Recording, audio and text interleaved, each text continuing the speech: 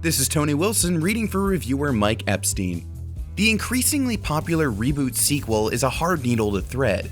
You have to create a game that hews close enough to the original to make nostalgic fans happy, while modernizing and innovating enough to resonate with new players. Crash Bandicoot 4: It's About Time balances the two effortlessly. It impeccably preserves the vibrant look and feel of the original Crash Bandicoot trilogy, while integrating new ideas and platforming possibilities. And like the original Crash games, the hybrid of Crash's old and new ideas will test your platforming skills in interesting new ways.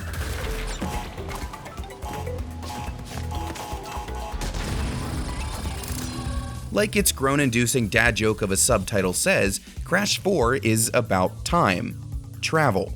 When the villains of Crash's past open an interdimensional portal, Crash and Coco have to collect a set of quantum masks in order to set things right. As with the past Crash games, small exchanges and cutscenes between levels do a lot of narrative legwork. It's not much of a story per se, but Crash and his friend's charm fills in the gaps and makes you care enough to follow along. Okay.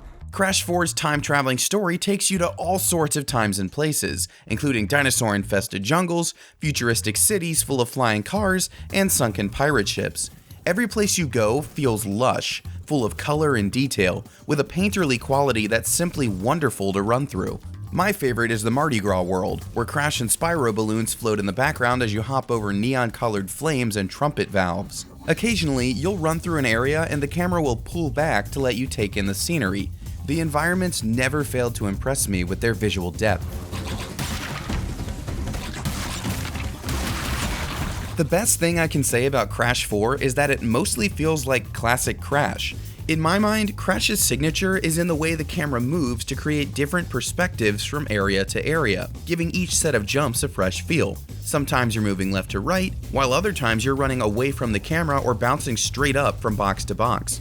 Crash 4's long levels are chock full of carefully plotted platforming sequences, which require quick reflexes and the ability to think on your feet. The dynamic design changes things up frequently, making every level feel winding and unpredictable, with every new set of platforms presenting a surprising, exciting new challenge. It still feels classic, even as it introduces new mechanics. Once you find each of the quantum masks in the campaign, they will start to appear in levels, giving you access to reality-bending powers such as slowing time and reversing gravity on the fly. Though none of the 4 powers the masks bestow are wildly original, they are all used to great effect. Slowing down time at the exact right moment to create a clear path of platforms requires just as much thought and reflexes as jumping and spinning. And sequences with each power come with their own lessons to learn and quirks to master.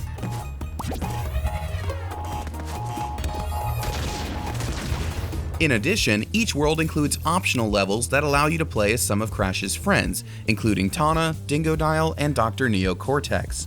Each of the alternate characters have their own skill sets.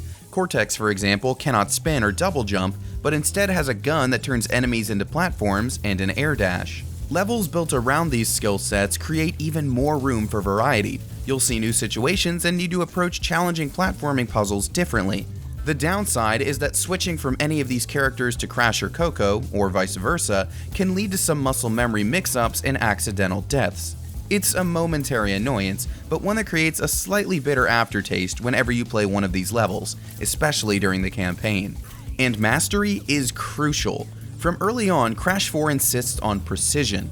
Many platforming sequences demand you land multiple jumps in rapid succession with perfect accuracy and timing. Sometimes the difficulty is invigorating, an action-packed puzzle for your mind and fingers.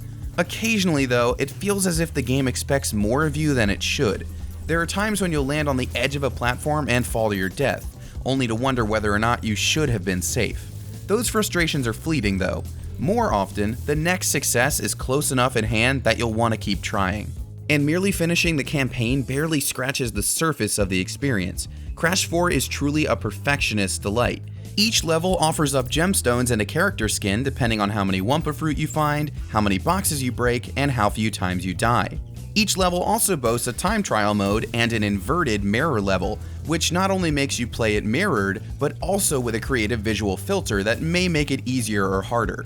The inverted levels are especially interesting as they let you see Crash 4's vibrant levels in a completely different light.